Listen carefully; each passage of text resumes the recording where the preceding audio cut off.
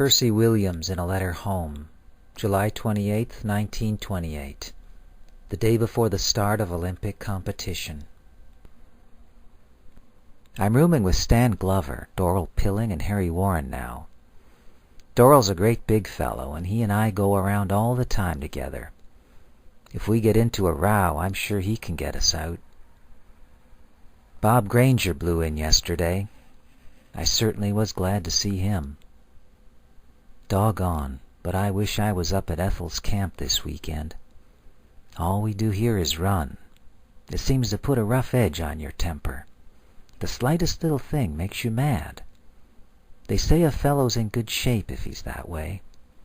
Well, maybe, but I doubt it. The 100-meter final, Amsterdam Olympics, July 30th, 1928, 4 o'clock in the afternoon. Percy left the quiet of the tunnel leading from the change room and emerged onto the field. The stadium was pulsing with noise. He made his way to the head of the 100-meter course and found a spot on the grass. He removed his sneakers and put on his toe pushers, low-cut socks made of soft chamois. Next he slipped into his spikes. The fit wasn't very snug, so he wound 2 turns of tape around the instep. He stood to test them, bouncing and taking a few starts. A start line official said something in Dutch, motioning him and the other finalists to the chalk line. Percy had lane 3. Lammers and Legg were on his left, on the inside. London, McAllister, and Wyckoff were on the outside, to his right. Percy kneeled and went to work with his trowel, excavating his start holes in the cinders.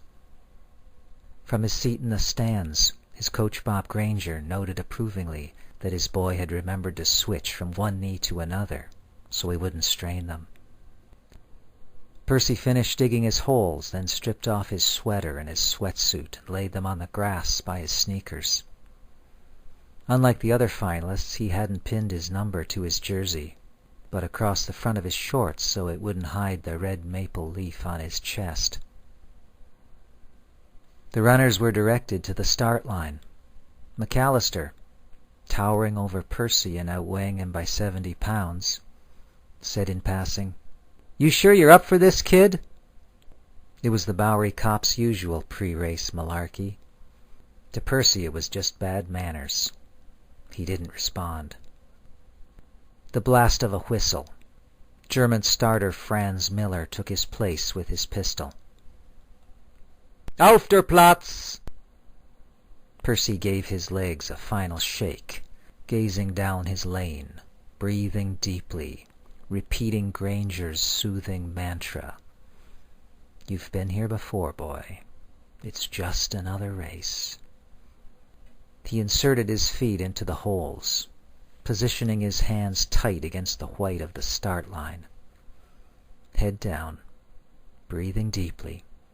Relax, relax. "Fertig!" Percy raised his hips until his back was parallel with the ground.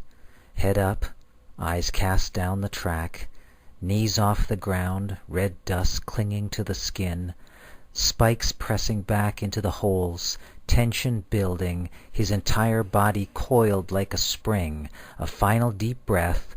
Hold it, hold it. A movement off to his left. Wilfred Legg in lane 1 had started early.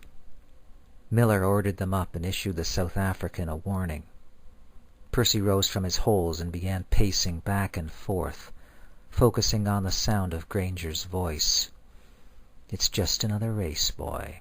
It's just another high school race." "Auf der Platz!" A final few bounces. Percy settled again at the chalk line, careful not to damage his holes with his spikes. "Fertig!"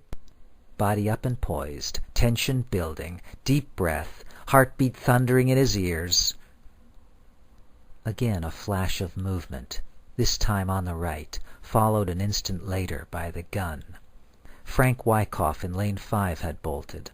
Up they came a second time.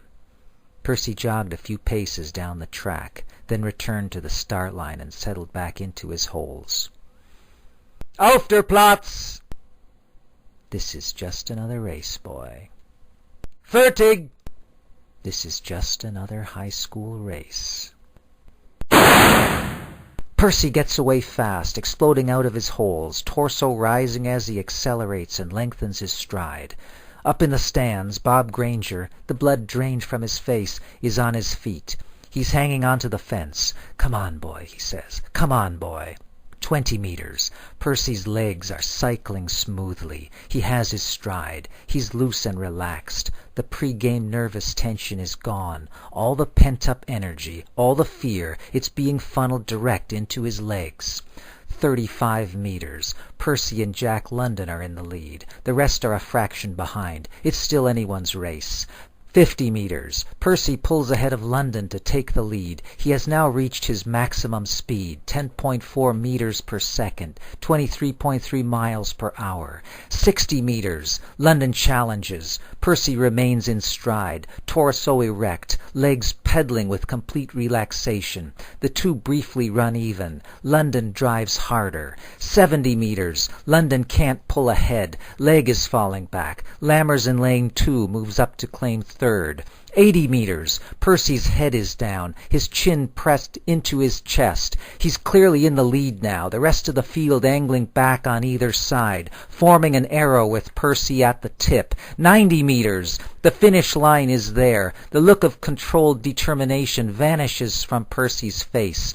Arms outstretched, mouth agape, features strained in agonized effort, he throws himself through the tape in one almighty leap. He slows to a trot, then a walk. Well, he's done it. He's won. He turns to start back up the track. He always does that afterward, usually at a jog, heading back to the start to pick up his gear. London and Lammers stop to shake his hand. So do the others, murmuring their congratulations. McAllister offers his hand, then bends to rub his thigh. He's torn a muscle. And then here's Bobby Kerr, running over from the finish line, forgetting the impartiality expected of a judge in all the excitement. He throws his arm around Percy's shoulder and he's laughing, he's so tickled. Percy, his chest still heaving, utters his first words. "Won't Granger be pleased?" Up in the bleachers, Bob Granger is standing motionless, silent. His hand is bleeding. He's beaten it so hard on the fence to urge his boy on. He doesn't seem to notice. Tears are streaming down his face. Percy's coach, Bob Granger, February 18th, 1930. I received a jolt when Percy ran out on me on selling his story and on a big athletic meet here last July. I went about $4,000 in the hole over him, and I haven't spoken to him since last May. He told me to go to Hades when I asked him to write for my expenses down east, and that sunk me another $800. They want me to train him again, but nothing doing. Percy's last day. November 29th, 1982 was a Monday, 12 years to the day that Percy had learned of the death of Bob Granger. He had a doctor's appointment at 2 o'clock that afternoon. He went to the doctor a lot now, since having the stroke. He decided he wouldn't go. It was damp and cold outside. It was aggravating his arthritis. Between that and the stroke, he could hardly get about, hardly take care of himself. He took another couple aspirins and had a drink. Then another. He sat quietly in his chair and let the morning slip by, listening to the traffic, the sounds of life passing by on the other side of his wall. 2 o'clock had come and gone when he finally got up and shuffled to the closet to retrieve one of his shotguns. It was a 12-gauge, given to him back in 1928, a favorite weapon in happier times, when he'd still been able to go hunting. That was long past now. It was hard just to pick up the gun, hard to open the breech, hard to put in a shell.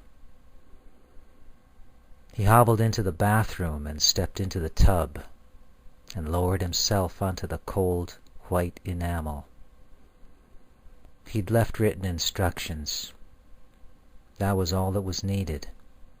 No explanations, no excuses. He pressed the barrel against his forehead and, using his toe, pulled the trigger.